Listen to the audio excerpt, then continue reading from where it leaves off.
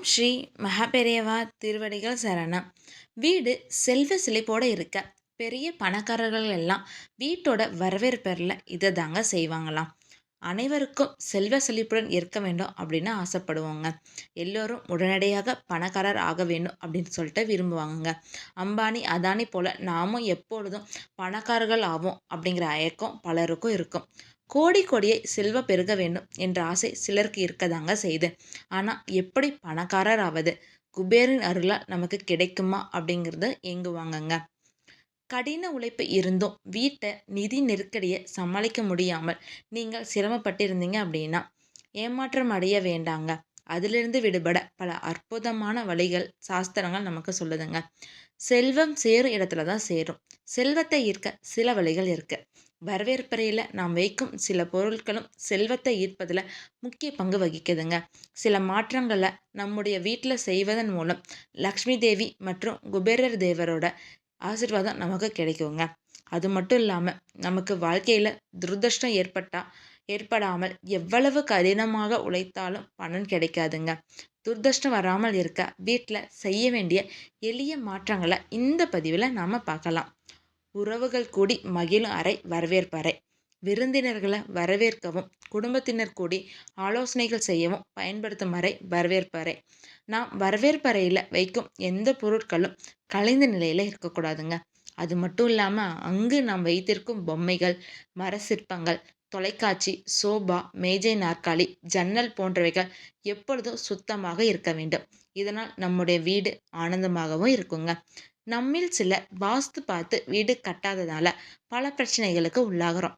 வரவேற்பறை எந்த இடத்துல இருக்கலாம் என்ற சந்தேகம் நிறைய மக்களுக்கு இருக்குதுங்க. ஒரு இல்லத்துல தென் மேற்கு பகுதி தவிர மற்ற அனைத்து இடங்களிலும் வரவேற்பறை இருக்கலாம். ஒருவேளை ஒருவரது வீட்டில் வாஸ்து குறைபாடுகள் உள்ளது என்றால் அதனை எப்படி சரி செய்வதை பற்றி நம்ம இப்போ பார்க்கலாங்க. ஸ்படிக லிங்கங்கள் அனைத்து கிரக தோஷங்களிலையும் மிக முக்கியமாக எதிர்மறை சக்திகளை விரட்டி அடிக்கவும் உதவுங்க. அதனால் இந்த ஸ்படிக லிங்கத்தை ஒரு கண்ணாடி பாத்திரத்தில் தண்ணீர் நிரப்பி அதில் வாசனை மலர்கள் வைத்து நடுவில் இந்த லிங்கத்தை வைத்து விடுங்க. இந்த ஸ்படிக லிங்கத்தை வரவேற்பில் வைத்தீங்க அப்படின்னா அதன் அதிர்வலைகள் நம்மை சுற்றி அரணாக நல்ல சக்திகளை பரப்புங்க. இதனால் எவ்வித தோஷங்கள் வாஸ்து குறைபாடுகள் இருந்தாலும் தீர்ந்து நன்மைகளே நடக்குங்க. இந்த லிங்கத்தை மாதந்தோறும் வரும் பிரதோஷம் அன்று பூஜை அறையில் வைத்து வழிபாடு செய்து மறுபடியும் இதே மாதிரி கண்ணாடி பாத்திரத்தில் வைத்து விடலாங்க. அன்போடும் அக்கறையோடும் நம் வீட்டிற்கு ஒரு விருந்தினரை உற்சாகமாக வரவேற்கும் நாம் அவரை ஆஸ்வாஸ்தப்படுத்தி வேண்டி அமர வைக்கும் அறை வரவேற்பறை தாங்க. அதனால் இந்த அறை எப்பொழுதும் வெறுமனே இருக்கக்கூடாதுங்க. காமதேனு பொம்மை, கடிகாரம், மகாலட்சுமி தேவியாரின் பாதம், செயற்கை நீரூற்று, யானை பொம்மை, மூங்கில் செடி போன்ற பொருட்களை கட்டாயமாக வரவேற்பறையில் இடம்பெற வேண்டுங்க. இதனால் கண் திஷ்டிகள், செய்வினை கோளாறுகள் இருந்தால் கூட நீங்கிருங்க. பணவரவில் ஏற்படும் தடைகளும் நீங்குங்க. வரவேற்பறையில் வீட்டு வரவேற்பறையே அதிகமாக பயன்படுத்தும் இடமாக இருக்குங்க. அதனால் வரவேற்பறையின் சுவர்களின் நிறம் மனதுக்கு உகந்ததாக இருக்க வேண்டுங்க. வீட்டிற்குள் நுழையும் நண்பர்களின் மனதில் ஆரோக்கிய அதிர்வலைகளை உருவாக்கும் வகையிலான நிறத்தை நீங்கள் தேர்ந்தெடுக்கணுங்க.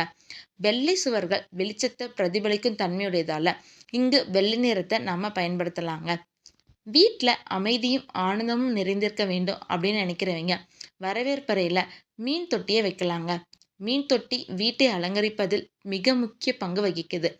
இந்த மீன் தொட்டியில் குறைந்தது 9 மீன்களாவது இருக்கணுங்க.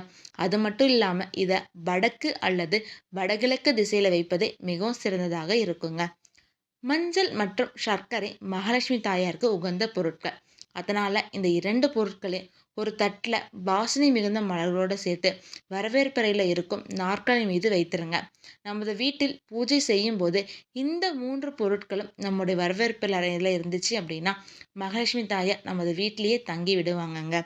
ஹரஹர சங்கர ஜெய ஜெய சங்கர, ஹரஹர சங்கர ஜெய ஜெய சங்கர. ஓம் ஸ்ரீ மகாபெரியவா திருவடிகள் சரணம்.